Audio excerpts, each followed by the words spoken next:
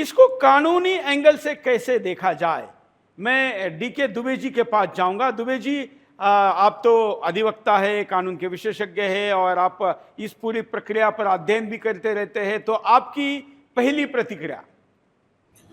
सुरेश जी, ये जो पूरा प्रकरण है, मुझे लगता है कि ऑनरेबल कोर्ट के सामने जो गया उसको समझने की आवश्यकता पड़ती है कि आखिर ये शुरू कहाँ से होता है। ये शुरू होता है पंजाब में रेगरेटा और वाल्मीकि समाज को आरक्षण अलग से देने का, अलग से मतलब आरक्षण के अंदर आरक्षण देने का, और फिर वो चलता रहता है। बाद में कोर्ट में चल जाता है, एक समाज उसका विद्रोह करता है और आते आते 2004 का एक निर्णय आ जाता है जो आंध्र प्रदेश में उन्होंने रिजर्वेशन की सब कैटेगरी करी।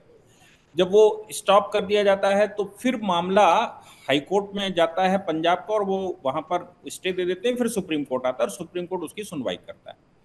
सुप्रीम कोर्ट के सामने जो सबसे बड़ी समस्या है वो ये है कि क्या आरक्षण का जो उद्देश्य था वो पूर्ण हुआ। तो honourable justice B R Gavai, जो कि खुद एससी कैटेगरी से आते हैं जहां तक मेरी जानकारी है, और वो अंबेडकरवादी कहे जाते हैं, मतलब अंबेडकर पर उन्होंने रिसर्च की है। डॉक्टर बी आर गवई को सभी जजेस ने कोट किया है और सभी ने कहा है कि honourable justice B R Gavai का जो जजमेंट है वो बिल्कुल ठीक है। तो उन्होंने ये कहा जजमेंट में कि भाई जो करना चाहते थे क्या वो फाइनली हो पा रहा है। अब दलित जातियों में भी छोटी बड़ी जातियां हैं। आप सोचिए कि अगर 1200 जातियों की बात बता रहे हैं विजय जी, तो उसमें भी छोटी बड़ी हैं, उनमें भी रोटी बेटी का संबंध नहीं है। तो क्या सभी को लाभ देते हुए इक्वलिटी पर हम ला पाए? क्योंकि उद्देश्य है एक समाज को, या जो पिछड़ा रह गया, जो वंचित रह गया, उसकी भागीदारी देते हुए उसको इक्वलिटी में लाना। अब इक्वलिटी में लाने के लिए कॉन्स्टिट्यूशन इक्वलिटी की बात करता है। ये ऑनरेबल जस्टिस पंकज मित्तल ने भी कहा। उन्होंने कहा कॉन्स्टिट्यूशन में इनइक्वालिटी नहीं है, वो तो इक्वल समाज की बात करता है, और कास्टिज्म भी नहीं है। यहां तक कि आर्टिकल 17 में हमने कास्टिज्म एबोलिश किया है, और हमने उसमें कास्टिज्म एबोलिश मतलब हमने अनटचेबिलिटी एबोलिश की है और समाज को इक्वल डिस्टेंसिंग दी है। फिर भी अगर समाज में कोई वर्ग पिछड़ा रह गया तो फिर उसको कैसे मेन स्ट्रीम में लाया जाए, उसकी भागीदारी कैसे हो।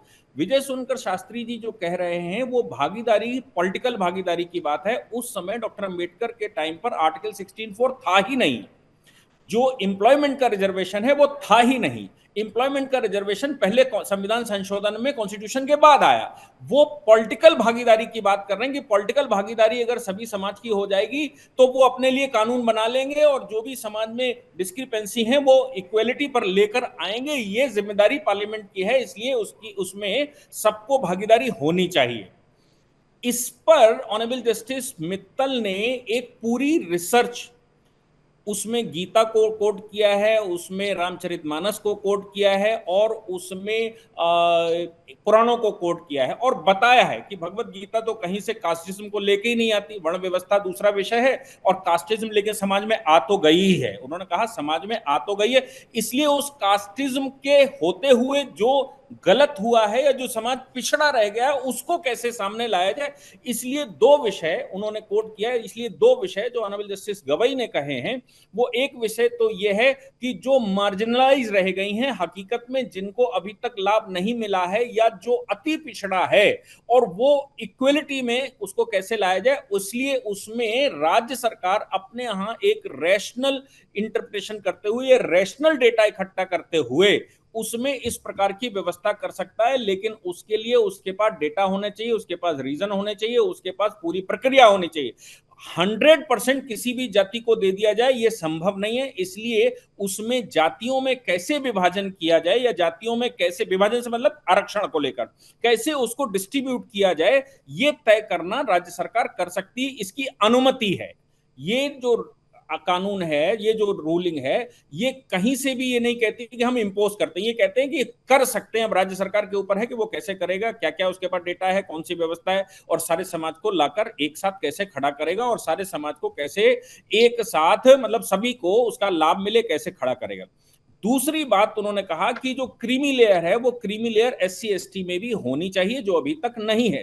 ऑनरेबल जस्टिस मित्तल ने उसमें ये भी कहा कि बात बिल्कुल ठीक है ऑनरेबल जस्टिस गवई की कि इसमें ये व्यवस्था होनी चाहिए कि क्रीमी लेयर को बाहर किया जाए, लेकिन जब तक नई रिव्यू नहीं हो पाता और नए सिरे से उसको सही से नहीं कॉन्स्टिट्यूट किया जाता, तब तक पुरानी व्यवस्था बनी रहनी चाहिए, लेकिन लोगों के साथ सही मायने में उनको लाभ मिले और उनका उत्थान हो, उनकी भागीदारी हो सही से, ये सभी की भागीदारी हो, ये सुनिश्चित करना ये राज्य का काम है। इसलिए अगर इस उद्देश्य से रिजर्वेशन के अंदर वंचित वर्ग को, रिजर्वेशन कैटेगरी के अंदर जो वंचित रह गए हैं, उनको सामने लाने के लिए या उनके उत्थान करने के लिए राज्य सरकार अगर कोई उसमें इस प्रकार का प्रावधान करती है तो ये अवैधानिक नहीं होगा, ये पूर्ण रूप से संवैधानिक है।